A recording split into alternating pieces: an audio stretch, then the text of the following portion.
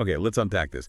In our fast-paced digital world, there's this fundamental challenge we all kind of face. It's just how incredibly easy it is now to copy, share, or maybe even accidentally claim someone else's digital creation. We're talking images, documents, videos, or even just proving you had a specific idea first or an agreement at a certain time.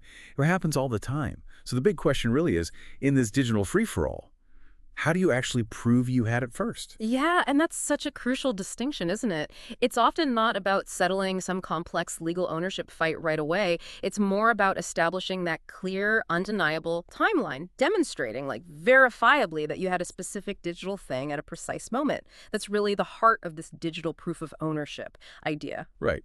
And that idea, that proof, is exactly what we're diving into today. We're looking at one specific method for tackling this using blockchain timestamping. And we're basing this entirely on the source material we've got here. It's an excerpt from T.J. Newberry discussing this very concept and a service mention called Verify First.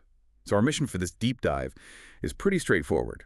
Understand what this proof actually is, how it uses blockchain according to the source, why it seems to matter more and more, and why it's being framed as like a new standard for digital trust, all based on this material. All right, let's jump right in then. The mechanism. How does this system, the one described in the material, actually create this digital proof? Well, what's fascinating and what the source lays out is how it starts with something totally unique to your file. The first step is generating what's called a cryptographic fingerprint. Specifically, the material mentions a SHA-256 hash. Okay, a hash, like a fingerprint. Exactly like a fingerprint. Think of it as this completely unique code generated directly from the file's contents. If you change, even one tiny thing, a pixel in an image, a single letter in a document, that whole fingerprint changes completely. It's like a digital DNA sequence for that specific version of the file. Got it. So a unique signature for that exact version. What happens with that unique fingerprint then? Where does it go? So this unique hash, this fingerprint, it then gets anchored onto the Bitcoin blockchain. And the material specifically mentions Bitcoin, describing it as the, quote, most secure and decentralized ledger in the world. Ah, okay. So anchoring it there. Yeah. What did that actually do? By embedding that fingerprint onto such a robust and widely distributed public system, you're creating something designed to be permanent and tamper-proof. And that's the timestamp part. Precisely. Anchoring that file's unique hash onto the blockchain creates an irreversible timestamp. The material really emphasizes that anyone can verify this later on, years down the line even. You can use that blockchain record to prove without a doubt that this specific file with this exact fingerprint existed and was recorded at that precise moment because its hash is just permanently logged there. So the file itself isn't on the blockchain. That's interesting. Just its unique fingerprint tied to a specific time. The material also mentions some extra features, right, for like building trust around this timestamp. Yes, it does. Good point. Beyond just the basic timestamp, the system described seems to include features really aimed at facilitating trust, especially in business settings.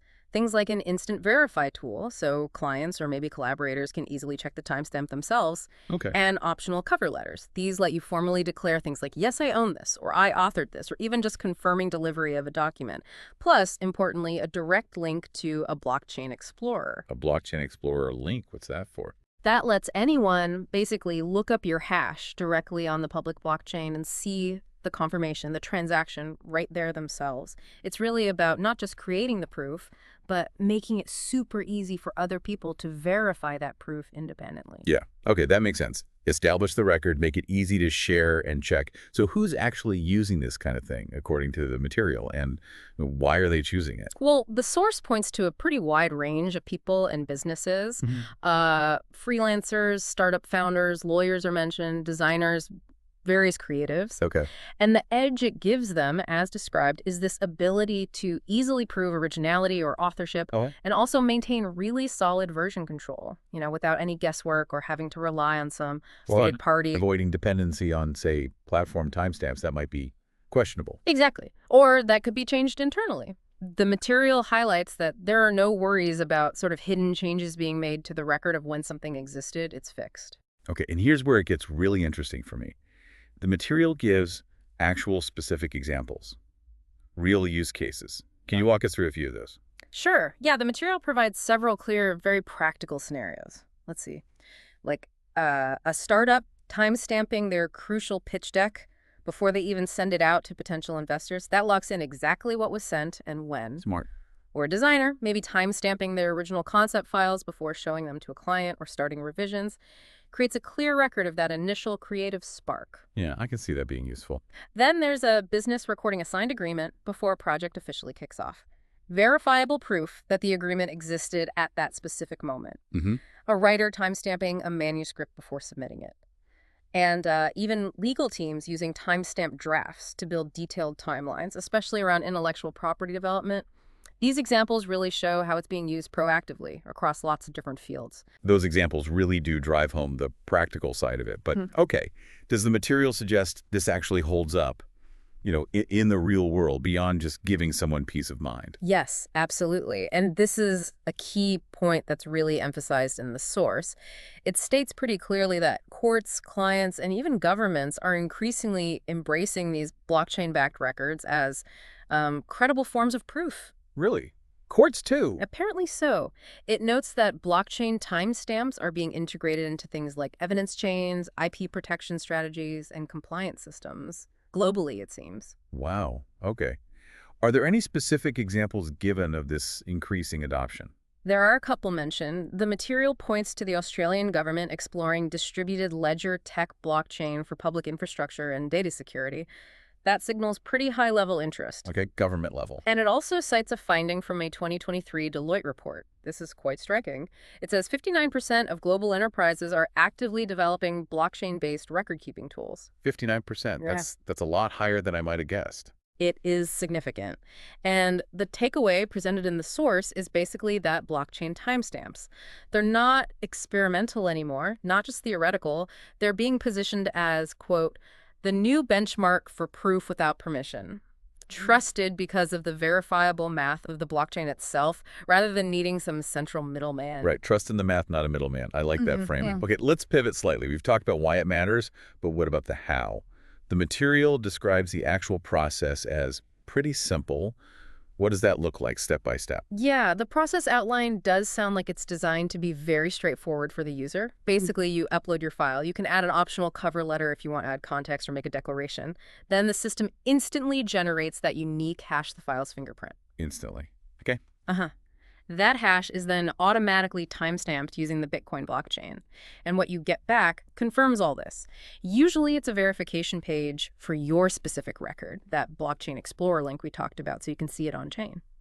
And options to maybe download a PDF summary or get web badges you can embed. The aim seems to be making the technical part almost invisible to the person using it. Okay. Simple process. Now, the material also makes a pretty strong case for why this blockchain approach is better than the alternatives many people might be using right now. How does it stack up in that comparison?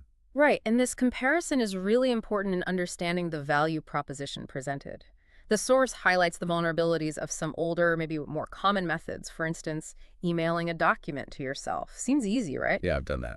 But the material points out those emails can be deleted, they could potentially be spoofed, and honestly, they often don't carry much weight as formal proof, like in court. Then you've got saving files to cloud services, Dropbox, Google Drive, whatever.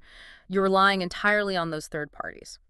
And the material notes their internal timestamps can sometimes be edited, or at least they weren't designed for this specific purpose of creating publicly verifiable, unchangeable proof. They're just tracking file versions for their own system, mostly.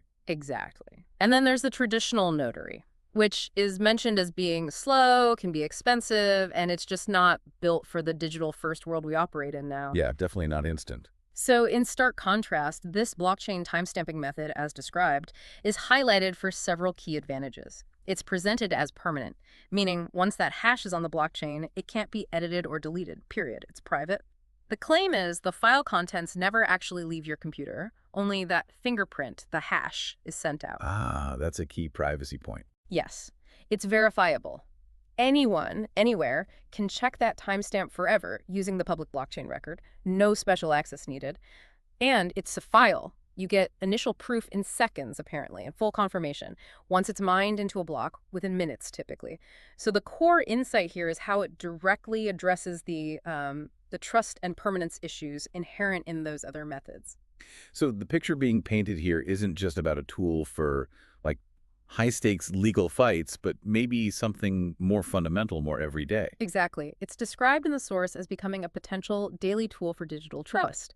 The underlying idea seems to be that establishing this kind of verifiable proof for your digital timeline, your originality, it should be accessible. It should be routine for everyone, not some expensive or complicated process you only do in emergencies. Okay.